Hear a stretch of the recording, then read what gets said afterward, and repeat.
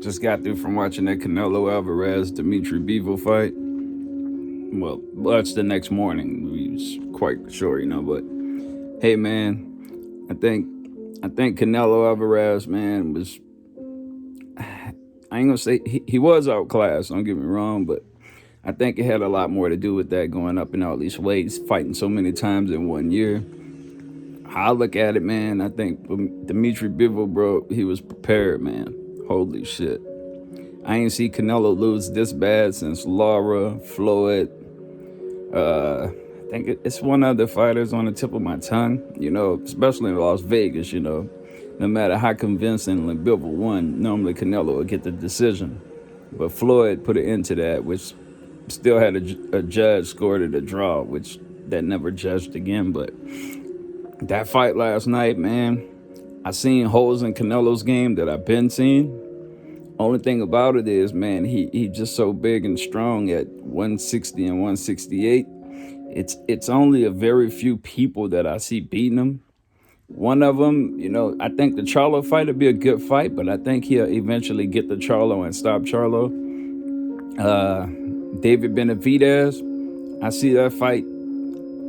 I see that fight as 60-40. I'm leaning more towards Canelo just because Benavidez can get hit. And he's so damn tall that I think Canelo will eventually get to him, man. David is a really good fighter, man. Same as Charlo. But David conditioning to me, man, it ain't all the way there. But to the fight last night, man, holy shit, man. I ain't think I put my money on Bivol. Me and my buddy at work had a bet. I put my money on Bivol, but I wasn't confident in the bet because I know Canelo, eventually he gonna get to you and stop you.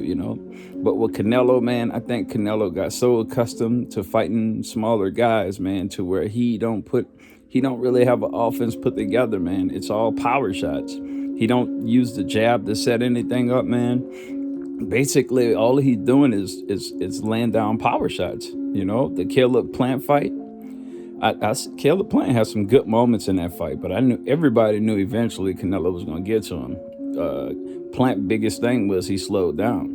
All right. Now, Kovalev, and Kovalev was a shot fighter, and he was getting to Canelo. He was having his way with Canelo, but he slowed down. The one thing last night I didn't see out of Bivol, he didn't slow down.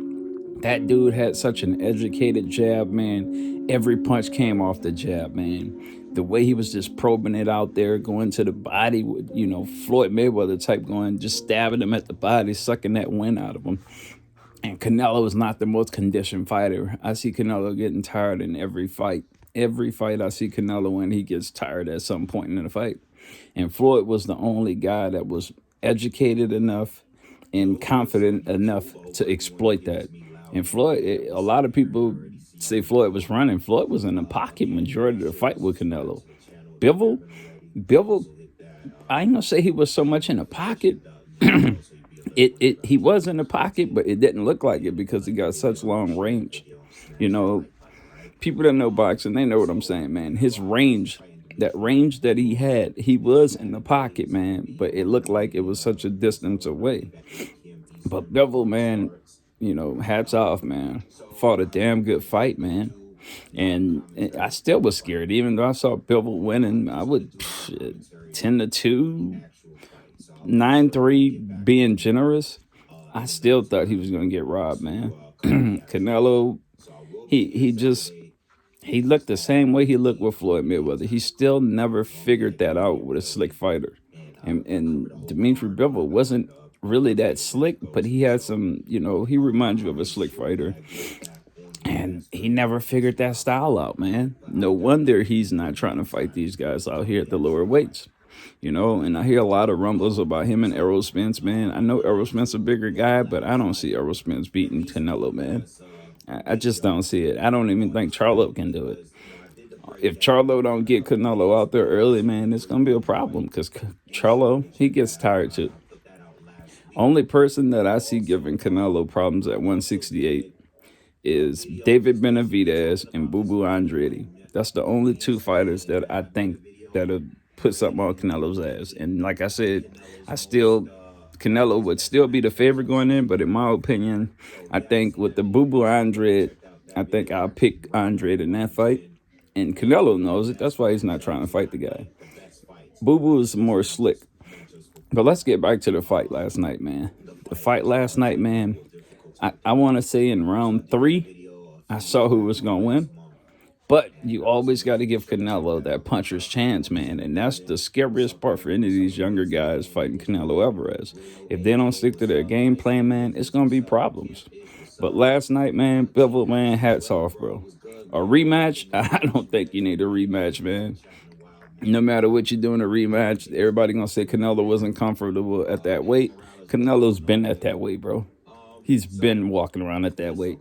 And Canelo's biggest thing, man, I think it's more of a training thing. He trained to box like a James Toney. Don't run, lift weights and shit like that, but that's kind of slowing him down. Every fighter know lifting those heavy ass weights gonna slow you down. Canelo was flat footed, man. His defense, he has some good, decent defense, but he didn't move his head enough, man. He kind of mimicked Floyd, man, with his defense, but Floyd put so much more into that shoulder roll, bro. People don't look at that, man. Floyd used that shoulder roll at certain distances or close off in the pocket, and he has a shot for every roll that he moved. If he rolled one way or another way, he got a shot coming behind it. But hats off to Bivol, man. That's just my intake on the fight, man. I hope y'all dig it, bro. But be easy, man.